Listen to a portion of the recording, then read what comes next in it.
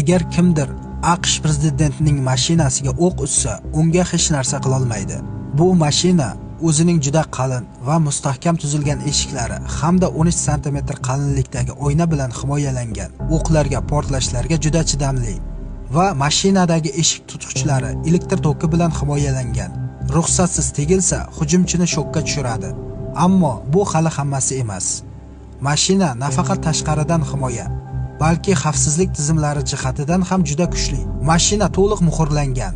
Zaharli yoki xavfli moddalar tashqari muhitga tarqalgan taqdirda ham ichkariga kirish imkonini bermaydi. Unda kislorod baloni va favqulodda tibbiy holatlar uchun prezidentning qon guruhiga mos bo'lgan qon zaxiralari saqlanadi. Agar kimdir mashinani ta'qib qilishga qaror qilsa, mashinaning himoya tizimi yo'lga juda sirpanchiq moy quyib, dushmanlarni uzoqlashtiradi va yaqinlashishini qiyinlashtiradi.